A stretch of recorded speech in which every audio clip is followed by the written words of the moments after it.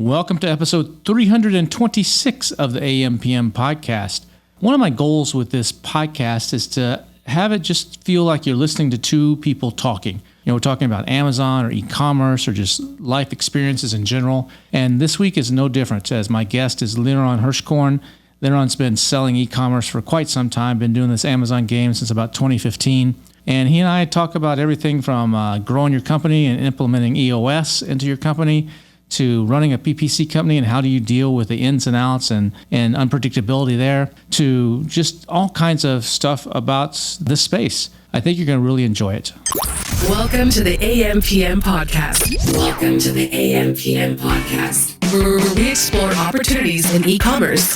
We dream big and we discover what's working right now. Plus, this is the podcast where money never sleeps, working around the clock in the AM and the PM.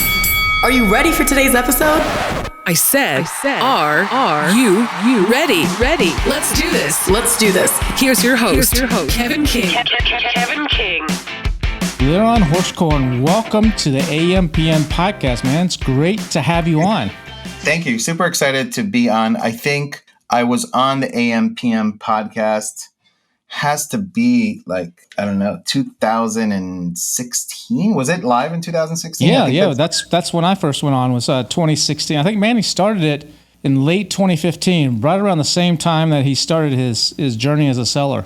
And right. 2016, the spring of 2016, I think it was March or April is when I first went on. So yeah, I'm sure you were on in 2016 as well then. Yeah, so I'm pretty sure I was on back then, and have not been on since. So it's kind of crazy. The podcast itself has had quite the journey of hosts, right? You're the third. I'm the third. Yeah, but it's for me though. It's kind of back to my roots. You know, the reason I am even doing any kind of training or an influencer or being on stage anywhere or being on podcasts like yours that I was just recently on a few weeks ago is because I came on AM/PM podcast. Manny saw probably the same thing with you. We were active in the Facebook group. I think it was the High Rollers group was the big one back then. It's still around, but it was they didn't have the Helium 10 group at that time, and we would go in there and set people straight. There'd be someone posting about whatever it was. You know, this is how such and such works, and other people would just start parroting that as the truth, and it was usually me and you and I guess sometimes Brandon Young would go in there and just like, no, that's not how it works. And I'm sure Manny probably saw something that you posted and said, hey, you want to come on the AM/PM podcast? That's what he did for me. Right. And, I think also networking, right? I'm not sure when the first time I met Manny, or anything, but, there's events too, right? And if you go to events like Prosper and other ones in the space, and you end up meeting people face to face and kind of form these relationships that I feel like will lead, to things. And outside of just, let's say, as somebody who is, let's say, a speaker or has a service business or whatever it is in the space, like even for sellers, I think there are partnerships and masterminds, right? And all these things that happen from developing these relationships, which a lot of them started like on Facebook and then, became stronger when you meet the person face to face. Yeah, we met face to face, I think, at an event in Atlanta from Seller Labs, I think, was doing an event. And I think that's the first time I remember meeting you at one of their events that we were both attending. Yeah. And that was, I think, also 2016 probably, or 2017, something like that. Yeah, it had been 2016 or 2017, one of those two. Yeah. Yes. I think it actually might have been 2017. But yeah, I remember meeting you there, and we talked about this on your podcast a little bit, but it's like, who's this guy? Because we're just all sitting around talking, and you had you knew too much. I was like, I gotta get to know who this guy is. He actually knows what he's talking about, and he knows quite a few people. So, yeah, I remember that, and I remember too. And you're still this way, but you are always online. It seems like you were back in 2017, 2018. I was like, how does this guy even sell anything? How does he do anything? Because anytime someone posts something on one of the Facebook groups for Amazon sellers, he's responding to it. He responds to every single message. I'm like, this guy is just like a machine. It doesn't matter what time of night it was or what time of day it was. And you recently told me that's one of your philosophies is you try not to ignore anybody, even if it's something you don't want to deal with. you at least give them the courtesy of a response. And that's pretty honorable. I mean, in today's world and the amount of messages and people reaching out to you, that's pretty honorable and a tough thing to do.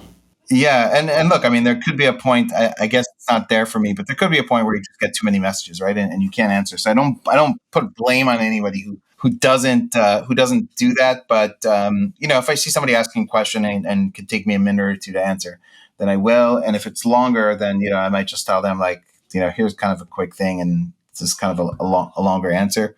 And, it's also kind of like opportunity to give back a little bit. There was actually, I don't really do much coaching calls anymore. I used to do them once in a while if somebody asked me, and I don't really do them anymore. And, I have a lawyer that recently asked me to do some calls because they have a case related to, Amazon. And actually I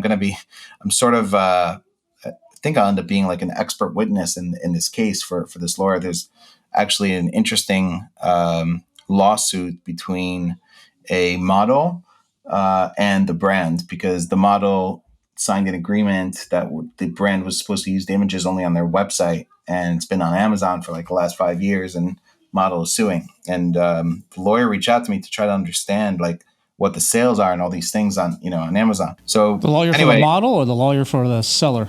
Lawyer for the model. Mm-hmm. And lawyer for the model, they don't know anything about Amazon. So they're trying to understand like, well, can we tell what estimated sales are, how much sales they've had? And like, they're trying to gather all this kind of data, and, would somebody be more likely to click if it was just its clothing? So the model's in the picture. If it was just the clothing without a model versus with, and like, yeah. Oh, wow. And, the clothing model is also, there's different colors, and he's also on the most popular color. So does that mean he should also be entitled to helping drive sales on other variations where he's not the model, because his variation ranks and you click on him, right? And so maybe you buy a different variation. So does that, can you claim that he's helped be responsible for sales on other variations? And, it's pretty tricky stuff. So they're looking to assemble how much damages they can go after and prove. Or try to get it cut off. Yeah. That case will come down to the release. Whatever the release says, or whatever, if there is a release, that's what'll dictate. As we got sued by, we do stuff with models, and we got sued around 2013, 2014 by a model who we had on video actually saying that she loved the picture, she loved everything, that she signed a release, but then something happened with her family, and they didn't know she was a model, and she got embarrassed, and she said, I don't know where that came from. They didn't have the rights to do this. And so she hired a lawyer on spec, who did it for free, basically, for a cut of the earnings. And he came after us, and we ended up winning, but it cost us like 75 to 100 grand or something like that just to fight this thing. We had to hire some lawyer out of California, like $600 an hour back then. Yeah, so those are tough cases. And probably what they want to either settle or fight for in court is some, let's say they want 20 cents for every sale, right? Or whatever. I mean, there's been millions of dollars in sales, right? Yeah. So they want something. And what's tricky is that the brand themselves doesn't sell on Amazon. It's resellers who sell on Amazon. But the resellers could have only gotten the image from the brand. So the brand itself doesn't even have the estimate, the sales, and they sell to a distributor. So they don't know what goes from the distributor to Amazon versus whatever. So really, we kind of have to just go based on like estimates, That's going to be an interesting case. So it should be a very interesting case. I don't know how long it's going to go. All to say that, I charge them a pretty high rate, probably more than the lawyer is charging the client, is what I'm charging the lawyer. Well, the client really. What's worth that? I mean, that's something that a lot of people, that's an interesting point you make, that people come to us and say, hey, I want consulting. And we're like, no, we don't really have time for that. But sometimes we say, we throw out a number, like, well, if they'll pay me, $5,000 for 4 hours, or whatever, maybe I'll consider it. And the knowledge that we have as Amazon sellers, and people like you and I that have been doing this a while, and we know everybody in the industry, we know the ins and outs of how the inner workings, that's worth a lot of money. I mean, there's lots of lawyers out there that can take this case and if this model doesn't like the one lawyer, he can switch to another lawyer, can probably do a similar job. But they can't do that for someone like us. And that brings me to a point that I noticed you do a lot of consulting, whether it's for aggregators or for other people. You have like a good little side business there of just advising people. And how do you go out and seek that? Is it just word of mouth? Do they find you on LinkedIn? This lawyer reached out to me on LinkedIn. I got a chance to also meet her. Like, she was in New York one time. I met her at the White Label Expo, and she's in California, and she came to Vegas during Sell and Scale, and actually met her. So I've met her face to face, but she reached out to me on LinkedIn. Also, I'm connected to a couple of these kind of consulting firms that also reached out to me, that when somebody wants to investigate our space, they reach out to like a company like Bain, or like they're working with these big consulting companies, and they want to learn, those companies want to learn more about the space. So let's say you were going to say, let's say you were a fund and you were going to look to invest into Helium 10, right? You want to do a bunch of research on the space. So you're going to pay a bunch of experts in the space, and you're going to go and say to them, I want to, interview you basically for like an hour or whatever. And I want to say, what makes Helium 10 different? Why do people use it? Well, can you tell me a little bit about their top, it seems like from what we see, the competitors is Jungle Scout. What's the difference between Jungle Scout and Helium? Do people use both, or do people use one? Who's the customer for this? Is it any set? So they ask you all these questions. They try to understand the market. And it's interesting because 2020 and 2021, I did a bunch of these calls, but probably in the last 6 months, I haven't done any, right? Because like no deals, right? Like because the market, but 2020, 2021. And the interesting part is you don't know who's actually, what the deal is, or what they're investing in, or what's behind it. You just basically, like the intermediate company that hires me for them, then you get on a call that's recorded with them. You both dial into a number, and the intermediate company just tells me like, hey, are you knowledgeable on, this, and this? And if I say yes, then, they'll say, okay, they want to talk to you and we schedule it. Or if I say, no, I'm not qualified, to talk about this, then, they won't schedule it. And then you just get on a call and it's like, hey, this is John.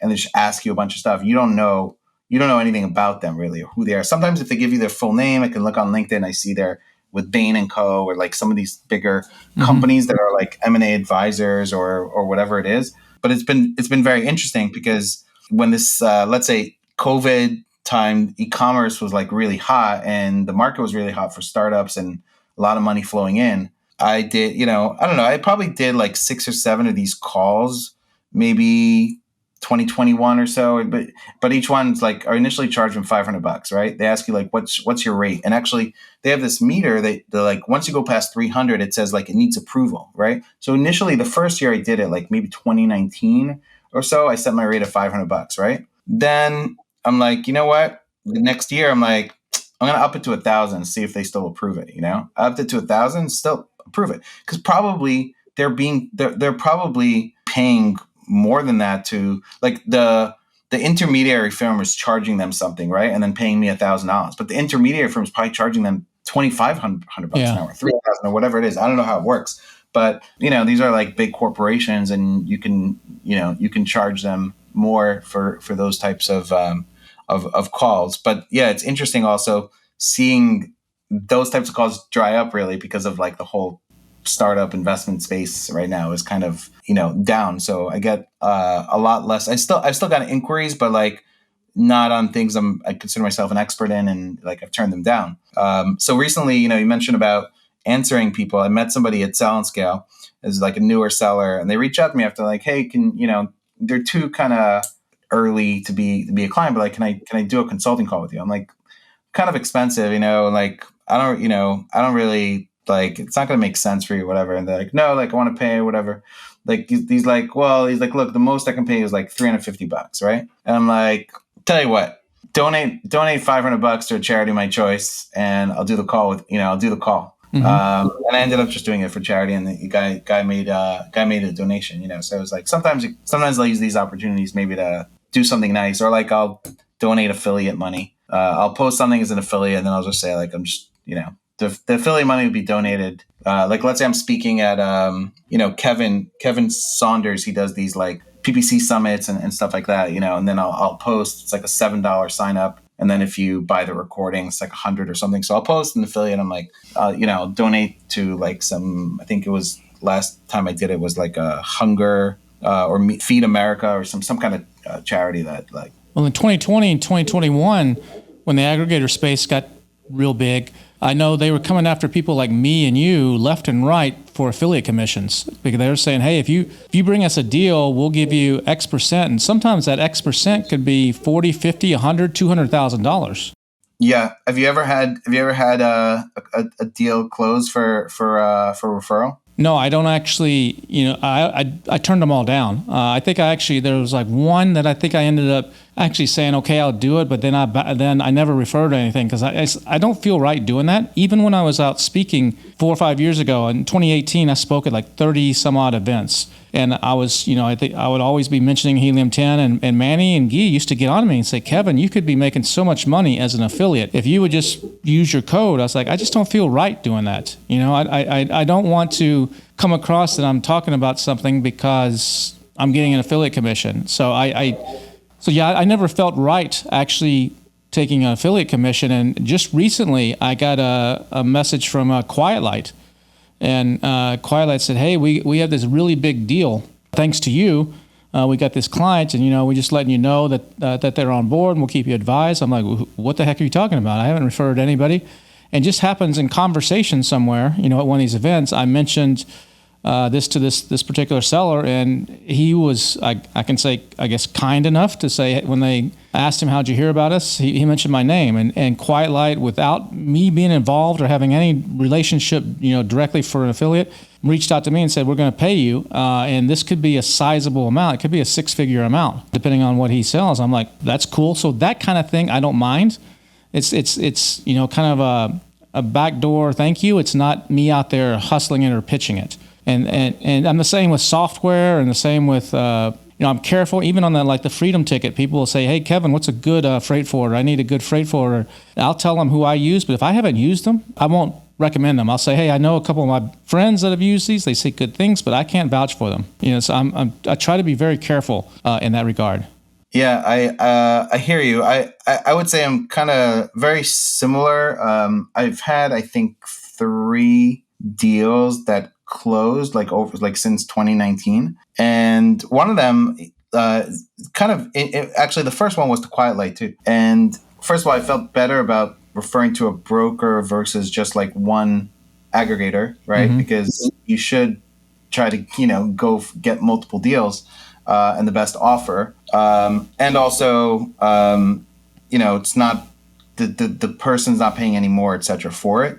And I referred this guy to Quiet Light, and didn't hear back for anything, because I didn't like if it happens, it happens. I'm not hounding down to find out if the business sold or whatever, Yeah. Kind of like you. And then they reached out to me like 6 months later, and like the business sold, and it was an 8-figure sale. They ended up telling me that somebody else kind of claimed that they also recommend them, whatever. So they said they're splitting it between me and the person, but it was sizable money. And then they reached out to me like a year or so later, like in 2020, and they said, by the way, now the earnout's been paid, and here's another check. Wow. Which also pretty good sized check. So, just shows you they're, honorable people, right? Because they could have been like, hey, we're not going to say anything to Kevin, or me or whatever. And you don't really know what happens. You're not entitled to that confidential information. But I did have some aggregators along the way that said, hey, yeah, we want you to sign an agreement. And one of them sent me the agreement to refer to them. And like sometimes people would ask me, and I would, who would I recommend or whatever. And I said, look, I have like direct relationships with a few that I like. I'll make a personal introduction. You'll at least get heard right away or whatever. And I kind of just saw it as I'm helping them, because I'm also getting them like maybe to the front of the line and to the right person. Because sometimes the aggregators wouldn't call you back, if you filled a form on their site. And I'd refer them to a broker, and refer them to the aggregators, refer them all around, like wherever you get the best deal, right? Like, one of them had in their contract that basically, if I refer to them and I want to get paid, they could be the only ones I refer the person to, And I said to them, hey, it doesn't make sense. I'm not signing it. It doesn't make sense at all, because number one, if I only refer them to you, chances are the person themselves is going to 10 other places, right? So what are you really preventing. And number two, like I don't think it's. I don't think it's the right thing. So I'm not signing this agreement. So they end up changing. They end up changing the agreement because it doesn't make sense. Like, do you think that this guy who's sold millions on Amazon is only going to talk to the one place I refer him to, and once he gets an offer, he's just going to take it and he's not going to talk or to anybody else and try to get better offer? Like, it doesn't make any sense. So they did change it. So I guess, yeah, there are benefits. And, look, some of these conversations for, that come up even in these referral opportunities or whatever it is, they come from just answering that DM too. Right. So it's not my motivation to do it. My motivation really comes from a general good place of like trying to help, but sometimes the universe rewards you back, for helping. That's true. I remember you might be talking about, we won't name names here, but one of the largest, if some people might consider them the largest aggregator in the space, at one time reached out to I was told 4 different people, influencer types, like myself and others, maybe even you, I don't know, and offered this contract to refer people and to be like on an advisory board, and we'll give you some equity or some options. It wasn't equity, some options. And they were all excited to send this to me, and I read through it. It's like, no way in hell am I signing this thing. You basically own anything I say, anything I do, and it had all these clauses in it. And I was like, only a fool would sign this. And it actually turned me off on that particular aggregator. And I was like, I wouldn't recommend anybody to them based on this. So yeah, it got interesting there for a while. It wasn't one of the biggest for this particular one. It was one that's, I think, doing pretty well and is still active, it seems like, which is good. But no, it wasn't. It wasn't at least one of the top 2 or 3, biggest guys on this instance. But yeah, interesting space. So yeah, I mean, you can say that there are benefits to getting into the space of services or whatever. It was never my intention. It was never mine either. Like how I got into it. I got into it because I took Andy Slamon's course in 2015. I took his course, and because I was in his course, I became friendly with him. And then I went out to a bunch of other masterminds and learned. And then I would kind of come back and I would share some of the stuff I was learning with Andy. Some of the things I was learning. And at one point, he was doing a retreat at the end of 2016 in Colorado, private label retreat. He rented out like a kind of like a mansion in Breckenridge, and he was teaching private label basically all weekend, like Friday to Monday morning. You did one in Orlando too after that or something. Yes, yeah, I remember. Yeah. Yes. Yeah. So we did a few of them, and that was the first one. And he basically invited me to come for free. He said, just come. And then leading up to that event, I ended up helping also come up with some content, and I ended up doing some of the content at the event itself, especially on the PPC side, something I was learning and getting into. And it was cool because it was like a $5,000 event. So just going free, was kind of cool. Had a private chef. It was like, 12, 13 people, like, good networking, etc. And at the end of the event, Andy hands me a $5,000 check. And he says, hey, I want you to, and he was in this business with his nephew, Nate.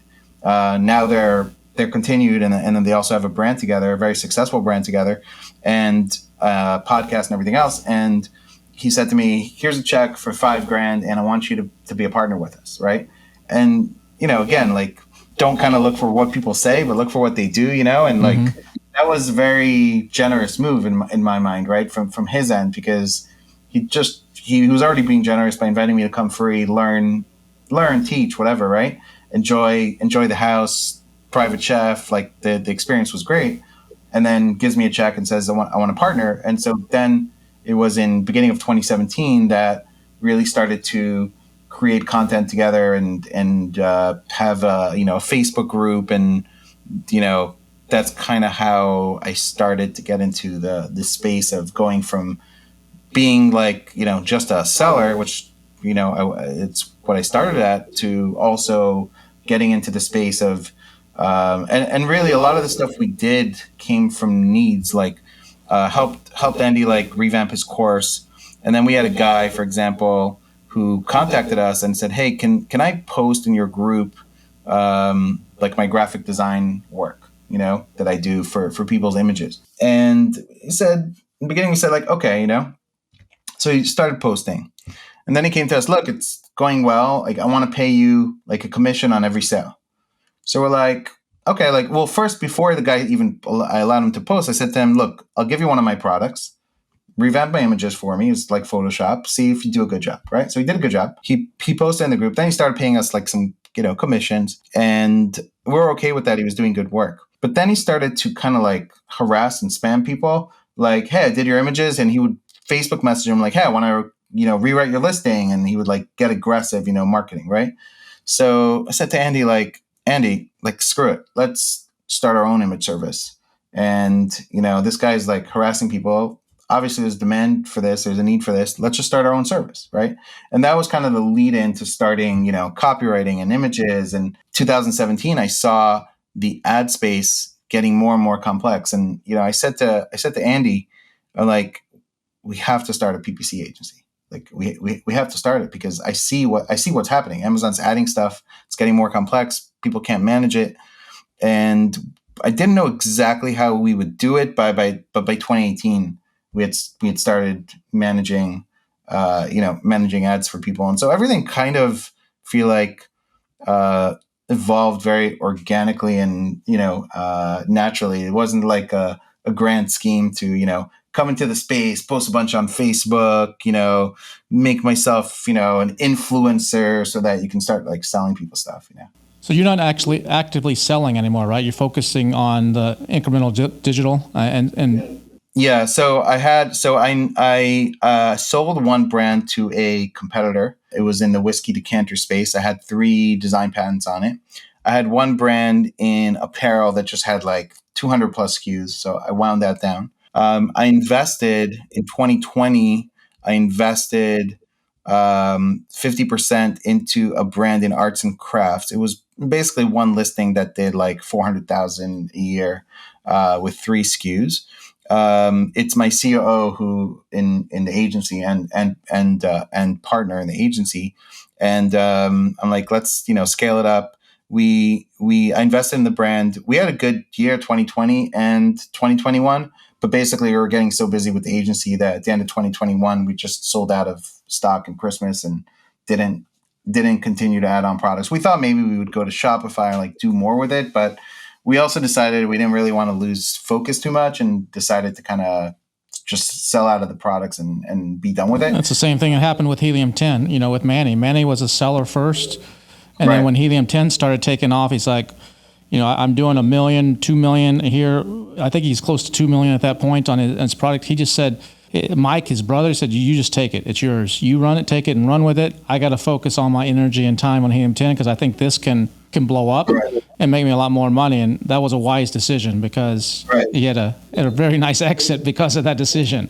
Right. Paid off. So, I mean, it also shows you the power of, focusing. I mentioned to you before we got on that we implemented EOS. Probably, I would imagine a good amount of people who are listening have heard of it. It's called the Entrepreneur Operating System. It's off a best-selling book by Gino Wickman called Traction.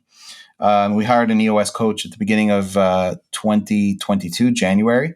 The reason why we hired that coach is some of the things we were talking about. We got together, a few of us from the agency got together in person last year in December, and we're like planning out our year. And one of the things we wanted to get better at was systems, processes, like throughout the company, et cetera, and just level up. So we hired this coach, and it really helped put a lot of things into clarity. When you're an agency or even a seller, you're thinking a lot about what should I do next, kind of a thing, right? How do I grow, et cetera. And we have a lot of ideas, different services we can offer and where we can add value, et cetera. And we were unsure, if like sometimes we're unsure if we have an idea for something. Should we implement this? Should we just kind of be focused on what we're doing and try to get better and better at what we're doing versus adding a new service or whatever? And one of our like goals for the agency, 3-year goals for the agency, was to get to 15 million in revenue. And we get on this call with our coach, and we're like, we're thinking of doing this, other service or whatever. And she was just one question. She's like, do you need that service to get to your 15 million goal in 3 years? I'm like, no, heck no. I could do it just on PPC, And she's like, then why are you doing it? Like stay focused on the goal. And it's that kind of like clarity that having a coach like that in your business, is super helpful. And kind of like Manny probably could not scale both his Amazon business and Helium at the same time. No, he did something similar. I mean, yeah, exactly. He couldn't scale them. He had to focus. So he dropped his Amazon business to his brother. And then actually they went to a war room event. And war room, for those of you who don't know, it just wound down. They kind of split off. The guys that started and are doing their own thing right now. They have their own individual masterminds. But the war room was $25,000 a year, and they would meet 6-8 times a year. They'd have a few big events, and then it was private. And there's a few hundred people in it, but they're from all, not just Amazon people, but like from all different industries. And they would bring in people about mindset and setting up systems and setting up processes and all this kind of stuff. And there was a talk that he and Guy went to that completely changed their philosophy on everything, that completely changed the way they were doing it. At one point, it's similar to what you just said, Helium 10 back 2016, 2017, 2018 was doing affiliate deals where they would do webinars for a Kickstarter guy, some guy that was doing the Kickstarter campaigns would leverage the Helium 10 audience and to actually do a webinar, and Helium 10 would make a commission off of that. They did stuff, they did one for Tryon Turku before he went with Ben Cummings. They did several of those, and then they dropped all that stuff. And it's like, just focus on the core thing. And like EOS, it has like 6 principles that kind of spin around a wheel. I mean, it's like, and so it says, look, focus on these 6 things, like people, I think is one of them. Vision is one of them. The data is one of them. The process, traction, and issues. So those are the 6 things like that form a wheel on EOS. And those are the things to focus on, and how do each of these interplay, and which ones can you do to actually move your business forward and hit that $15 million goal or whatever it may be that you have. Yeah. And so it shows you the power of focus and also, getting better at systems, benefits of hiring coaches. We now have, EOS has something called a level 10 meeting. The reason why it's called a level 10 meeting is, at the end of the meeting, everyone rates the meeting, and your goal is to get a 10, right? But sometimes you might get, we typically don't rate our meetings a 10, but we might rate 8, 8.5, 9, depends on how much we kind of follow the system and focus. But there's a very structured way to run a meeting. And we do that now throughout every kind of department in the company. You have 5 minutes of going around good news, personal, professional, whatever, kind of break some ice in the meeting. You then go over to a scorecard where you read off kind of some of your KPIs that you're following. If something is not, you kind of look and see if it's on track or off track. If it's on track, you don't do anything. If it's off track, you might add it to the issues for that meeting. You next go to headlines, which you cover anything, any employee issues, any big win, something like that. A few minutes, you cover headlines, and then you cover rocks. So your goals, your quarterly goals, are rocks. So like a to-do is something you could do in like a week or two. Your rock is like, what is your main goal for the next quarter? That's your rock. So everyone goes through their rocks, and they just say on track, off track. That's it. If it's on track, you don't talk about it. If it's off track, you might add it to the issues list to cover why. And then the next part of the meeting, the meat of the meeting, is really the issues. You can add issues, and we use a software developed by them too to kind of run it called 90. And so before meetings, I might add some things to the issue list I want to discuss with the team. They add, and some things come up in the going through rocks and scorecard, we'll add to the issues. And then we just go through those issues, talk about them. We might make some decisions or what the next step is, and create some to-dos in there. Actually, we've synced our to-dos from that software with Zapier right to our ClickUp that we use.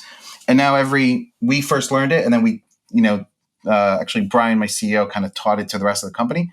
And now everybody runs on that one system to run basically every single meeting in the company. So you go away from a meeting with some decisions made, with action steps, and it's not like, because a lot of meetings are a waste of time. And you kind of go away from these meetings with typically some actionable next steps for things. And also it's a good accountability, going into every week, kind of, are you on track and off track? So I highly recommend it. You can read the book Traction and try to implement yourself. You can hire a coach. The coaches are not so cheap. So, I would say probably if you have at least a few, 5, 10 employees in the business, maybe it becomes more worthwhile to implement. But it's definitely made a difference, for us in terms of like how we're structured, and then other things you do initially is like build the vision for the company, 3-year vision. You also create an accountability chart, which is kind of different than an org chart. So as an example, the way we build this chart is not who is your boss, but it's like, what role are you sitting in right now, right? And then, will you be sitting in that role forever, or at some point will you need to hire that role? So for example, at Incrementum, I'm CEO, which is like the visionary. I have an integrator, which is my CEO, but I'm also sitting as like head of sales, right? At some point I may replace that, but today I'm sitting ahead of sales. And if there's a more junior salesperson, they're kind of reporting to me too, right? They're not reporting to head of marketing, whatever, because I'm in that seat essentially. So you could be the CEO and sitting in customer service if you just started, right? So you're kind of like building out your 3-year vision, but then who today is sitting in that seat, and what roles will you need to get to that 15 million 3-year goal or whatever it is. So it's super interesting. You'll probably get feedback on this, people telling you that they've implemented this in their business, I imagine, from this podcast. So 15 million in sales to the agency is what, about 750 million to $1 billion, or maybe a little bit more in actual sales for your clients? Our clients, I think our clients did close to like $1 billion in sales this year, something like some crazy number. But we don't charge a percentage of sales. We charge more on ad spend, but we didn't do 15 million. We did multiple millions of dollars, but we didn't get to 15 million yet. But yeah, collectively our clients, our clients have sold a lot. We also have one client that I think we have one client alone that's over 100 million. So that kind of tips the scale. And another one that's like 45. We have a few that are pretty big, but yeah, I think collectively we got, close to $1 billion or something crazy. Yeah, and a lot of people don't know this, but Manny Coates, the founder of Helium 10, his girlfriend at the time actually was an Amazon seller too. And she had her own line, and she was actually using you guys right when you first started, and she had really good things to say. She no longer sells, obviously. I mean, since they exited, there's no reason for her to continue that account. She just wound that thing down, said, "The heck with this. I don't need to mess with this anymore." So how do you, as an agency, though, I think one of the challenges for there's quite a few PPC agencies that have popped up, like you said. It's getting more and more complicated, and a lot of people don't understand it, and they want someone to manage it. But the problem is, what I've found, I've tried a few different ones. I have not used you guys. I've heard good things. I just haven't used you guys yet. But it really is not about the agency. It's about the person that manages your account. And so, I mean, you can go to a highly decorated agency that's won all of kinds of awards and has all kinds of great case studies. And if you get the wrong account manager, all bets are off. So how do you deal with it? Or if you get the right account manager, then you're like raving about this company. How do you handle that? How do you train your people? How do you deal with that issue when one of your clients comes to you and is like, "This just ain't working. I'm switching to a XYZ agency," and you're like, "Hold on." How do you handle that? Yeah.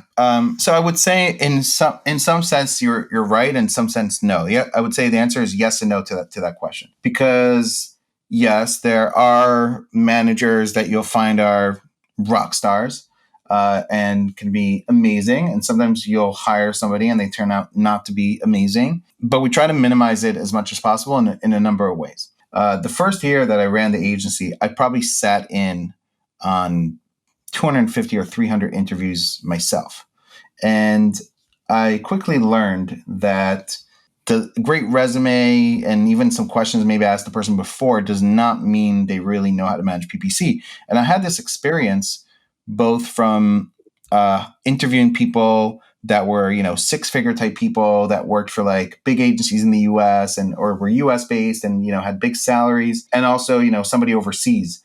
And we quickly learned that if we were going to not waste, because, I remember, sitting on this interview. It was a person from like a big agency. Let's say like, it wasn't Pattern, but let's say like a Pattern type, right? Like a big company that hires, US people only. And they were in the advertising space. And I interviewed this girl. She was six figures. And I asked her, like, what do you do when you have a keyword that has a high ACoS? She's like, I pause it. And like Brian, my CEO, is on the call, and like on Zoom, I'm like direct messaging him, and I'm like, Brian, we need to end the interview. Like we need to just like get off the call. Why am I going to spend another 40 minutes asking her questions? Like, this person's obviously not qualified, because you want to manage the bids, right? You don't want to just kill a keyword completely. It depends kind of on the situation, but you wouldn't just pause the keyword, right? Especially if it's a broad match or phrase match and it has underlying search terms, some that are good, some that are bad. You just killed the whole thing. So we realized we needed to develop systems. So we developed first a test. Okay, so today you don't interview with us until you first take a test. If you pass the test, we also need to test your communication. This is a test on what's an example of a question on this test? Go to this listing on Amazon and give me what are the top 20 most relevant keywords for this listing, or what would you do in this situation? Like you have an ACoS of 74%. The client's goal is to be at 30%. What are you doing, right? We want to see how they're thinking about PPC. How do you launch a product with ads, right? Like questions that gets me into their mind of how they think about advertising. If they launch, like I'll tell you, I sat in so many interviews where somebody said to me, I said, how do you launch a product? Well, I put on an auto campaign. I let that run for 2 weeks. Then I see the search terms that convert, and then I add them to like, manual campaign. And like, that's not how we run launches. We focus a lot on relevancy, exact match, taking advantage of the honeymoon period, driving conversions, top of search placements, right? Like we don't want auto campaigns with a bunch of irrelevant keywords in the beginning of a launch of a product, right? We don't manage that way. So as soon as somebody says that, like, that's it. It's over. If they put that on the test, like, there's no reason to talk to them, right? They don't know. This is like, something people did in like 2014 or something, right? Like, so this is what would happen on interviews until I said, like, we can't continue to interview like this. We need a different process. So we have a test, pretty extensive. You pass the test. The test results go into ClickUp, gets reviewed by somebody. You pass.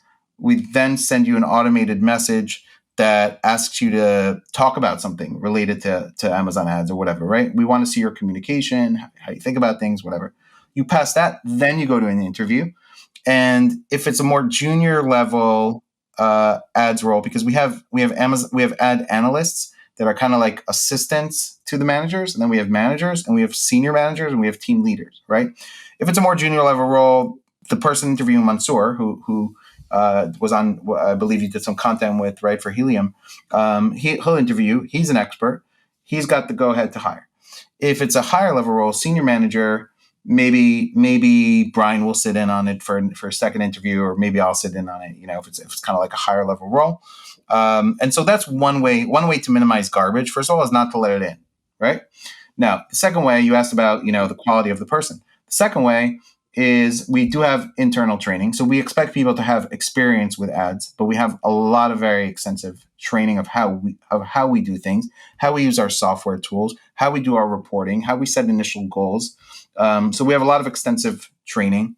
We also start many people off as ads analysts, where they're an assistant to a manager. And so we're not giving them the keys to manage a bunch of money until they prove themselves, as somebody who can help another manager, or at least work with another manager for 4 weeks. Let's say they're qualified to come in as a senior manager. They're going to work with another manager for 4 or 5 weeks, learn the systems, et cetera, before they take on a client. And then we also have an audit team. And our audit team, will also randomly do internal audits on accounts. So they'll randomly go in and look at the account, pull a search term report, pull a bunch of reports, see if it's being managed well. At the end of the day, there is no foolproof method. And I will say, yes, like the best managers that are most experienced, and when I say best, most experienced, it means they have experience managing huge spends, a lot of SKUs, complicated things. But we also have incentives in the company where, some people are incentivized, like team leaders, based on their team getting promoted and moving up. And they don't just get to say, hey, you're promoted, and we promote the person. They say you're promoted, and then that person goes on a 3-month trial. They do some work that we supervise and see if they could become a senior manager or if they can go from analyst to manager. But we also have incentives for our best people to train people so that they can move up in the company, and they also get rewarded for it. So try to do as much as possible to make sure the rock star in the company is also training other people to be rock stars, and that it's a win-win if that happens, and that we have audits and like systems in place to minimize, and probably why we have generally a good reputation, because not every agency has the capability and the amount of people on the team, et cetera, to be able to do that. And one other thing that I've noticed you with your position in the industry as well, from your agency into just people who know you, is you seem to be tied really tightly with a lot of guys at Amazon. You like to have I don't know if inside information is the right way to say it, but you're like on a lot of the beta testing teams, and you know in advance, like, hey, Amazon's working on this, they're going to be releasing this. It could be something for ads, or it could be something somewhere else, and you post a lot on Facebook about that. How did you get tied into this kind of like you're like on a seller advisory board or something for Amazon? I would say like also networking. And going to a lot of events. I was in Amazon exclusives as a seller. And so I built relationship. Being in Amazon exclusives, you got some opportunities to go to headquarters, meet your rep, meet some people there. I developed relationships. After I went, I sent them a package with like my products, I spent focus on developing those relationships. And over time have, give you an example, right? Seller Labs. We went to that conference, right? Well, Jeff Cohen, who ran Seller Labs, now works at Amazon, right? So if you have some longevity in this space and you build relationships, and my good friend Lisa Abel, who was a client, we helped her scale her brand. She exited her brand. Now she's on the Buy with Prime team at Amazon. So about 3 weeks ago, I met with the top guy from Seattle who runs Buy with Prime because he was coming to New York. I'm friendly with Lisa. We've introduced clients to Buy with Prime. I've given feedback, et cetera, on it. And I got a chance to meet with him. So I would say mostly through networking. We are also an Amazon advertising partner. So we're like officially approved by Amazon, which means we meet with Amazon every couple of weeks.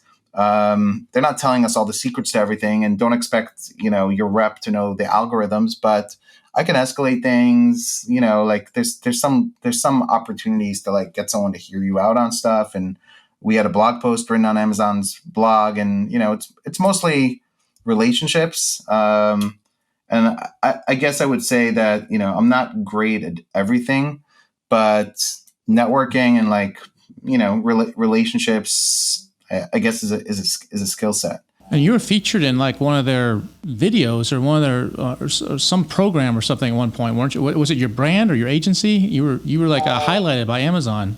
Yeah. Well, actually, my brand, which was in the apparel space, was actually in an Amazon Prime commercial once. Again, I was in exclusives, and so I got to like connect. But it was like hard to see. It was like on a truck, and they had this commercial where they had a freight train like bringing products, and each freight train, each section of the train had a different brand on it. My brand was there. But, and one time, like I connected with somebody at Amazon that was a very high level in ads. And I said, I would love to come meet you. And they're like, sure, email my secretary. Right. So like I flew out to Seattle to meet them and build that relationship. Right. But, the agency, I think, we had a blog post with Amazon on the agency. And I think I was at an event, and the photographer like took a picture of me, and like if I'm going to be, I was an Amazon event, another Amazon event, they had like video filming people, like whatever. So I went up, I'm like, what are you guys filming? Well, we're asking some people questions about the event, and we might feature it tomorrow on the screen. Well, I filmed some stuff for it. And then the next day I was super disappointed because like Vanessa, what was it? The tennis player, Venus Williams spoke, right? Yeah. And I asked a question. They asked me some questions. It was supposed to be on screen asking her a question, and mine didn't make it. So I'm like, oh, it didn't make it. And then it turns out they used part of that footage for like a YouTube video or whatever, a recap of the event or something. So, part of it is just being wise about kind of leveraging opportunities like that, networking, reaching out to people, flying out to Seattle to meet an Amazonian if they're high up, and it's worthwhile to build that relationship because they know me. I can then email them on something or whatever, right? So I know when you took that flight out to Seattle to meet them, I know you made a stop in the cockpit, because every time you're traveling on a plane, I see a post of you like in the pilot smiling.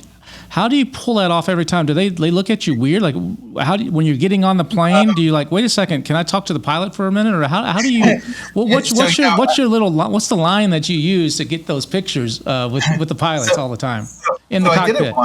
I did it once, and I think it was in 2018. In 2018, 2019, I probably was traveling definitely over 100 days. Like, I think in 2019 it was like 150 days that I was traveling to different events and stuff, and including China multiple times for the Canton Fair, etc.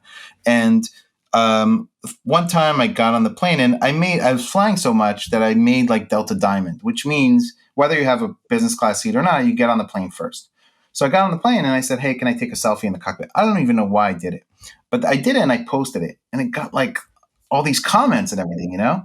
So I'm like, oh, this is pretty cool. So the next time I went on, I did it again, and then I just made it a thing, and I just like every time I went on the plane. It's like your trademark now. Yeah, exactly. So generally, if it's like with Delta, I get on the plane first because I don't know if I'll continue to maintain that status, but they extended it multiple years because of COVID. So like 2020, they're like, no, we're not going to cancel people. There's no flight. So I think mine will end this year, but I think I'll still be able to do it. But I get on the plane and I see the flight attendant. They're like, hey, can I take a selfie in the cockpit? In the cockpit? And usually they're like, sure, or let me ask the pilot or whatever, And they're like, hey, somebody wants to take a selfie with you. And I'm like, sure, come on in. And then I'll go in, and like the pilot will be like, you know what? Why don't you sit down and I'll take a picture of you, Because like I never asked to like sit in their seat, but sometimes you'll see me like holding onto the joystick or whatever, right? And it's because the pilot says like, hey, sit down. And I feel like, first of all, it's kind of like customer service in a sense. And also I think, there's somebody who thinks your job is really cool if they want a picture in the cockpit, right? So one time there was a woman in the cockpit. I happened to be with my daughter, and I brought her in to see like a woman pilot, and she was talking to my daughter about like, look, anybody could be, even, women can be pilots too, right? Because you don't see women pilots that often. And yeah, just come in next. One time I went on a plane recently, and I said to the flight attendant, can I go take a picture in the cockpit? She's like, no, you can't do that. I'm like, are you a new flight attendant? Like maybe you don't know this, but I have like 200 of these pictures, So she's like, okay, let me check. And she's like, oh yeah, it's okay. You can go do it. So I gave her an education. That's awesome, man.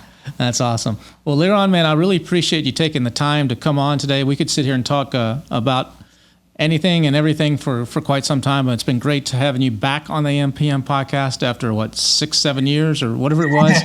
Yes. Thank you. Everybody out there, Liran has a podcast as well. And I was on it about 3 or 4 weeks ago. Make sure you go check that one out. I think he said it's like the longest podcast he's ever done. And we talk about it's over an hour. We talk about the NFT space and a whole bunch of other cool stuff. So how do they find that, Liran, if they want to go check that out? It's an e-commerce mindset podcast. So it's Apple, Spotify, whatever, Google podcast. So it's called E-commerce Mindset. Just find it. And also we have a really good newsletter we've been putting out weekly on LinkedIn, which just updates in the Amazon space. There's not even email opt-in or anything. You just like go to Incrementum Digital, our page. How do you spell Incrementum for the people that don't know how to spell that? How do you spell that? INCREMENTUM, Incrementum Digital, or just search for me on LinkedIn, Liran, Liran. Find the page Incrementum Digital. There's also an Australian Incrementum Digital, so find the right one, and then you'll see on the page you can subscribe to our newsletter, and then you'll actually get an email notification when it's out. We're going to put a sign up on our website too shortly, but it's good. It's just valued. We don't like pitch anything. You'll find it valuable. You should follow Mansoor also on our team. He puts out a lot of really good PPC content. Again, we don't pitch at all like on social media. So everything should, if you're an Amazon seller, should be valuable. Awesome. Thanks again, Liran, man. And I'm sure I'll see you at an event sometime around the corner. Yeah, sounds good. See you at an event soon. Liran's always a pleasure to speak with. A really sharp guy, knows a lot about everything to do with Amazon. Definitely check out his podcast, like we mentioned. He's got some great guests on there. He does it every week. And don't forget, coming up, actually in about 12 days now, on February 7th, the Bulls and Apes project is releasing the apes.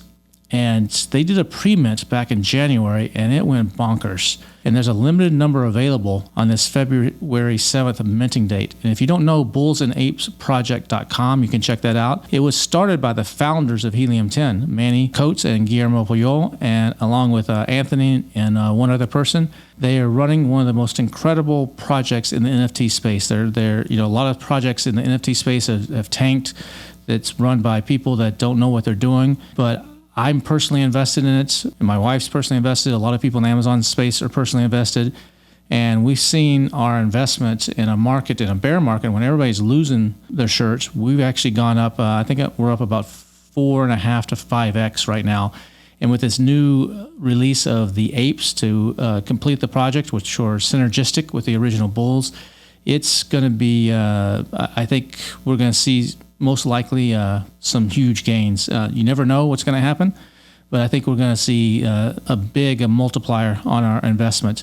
If you want to get on the allow list, which is like a private special list to actually be able to mint some apes, look me up on Facebook and just send me a direct message and say, hey, I'd like to be on the allow list. Here's my email address, and I can get you on the allow list. So you heard this on the podcast, so I make sure I put you to the top, because if you're not on the allow list, you're probably not going to be able to participate in this apes mint. And when new ones mint is when you want to be in on it. And so if you're interested in getting on the allow list, which is like the kind of like the VIP secret advanced list for this February 7th minting, just look me up on Facebook and you'll be able to find me, and send me a DM there and say you heard this on the podcast. Please add me to the allow list. Here's my name and email address, and I'll do my best to get you on there. I hope to see you again next week on the next episode of the AMPM podcast. But before we go, as always, I've got the little nuggets of wisdom for you, and here it is. Most advice really sucks. Advice is always well-intentioned, usually, but it can be dangerous to use someone else's map of reality to navigate yours. Winners develop filters and selectively implement advice. Take the signal, but skip the noise. We'll see you again next week.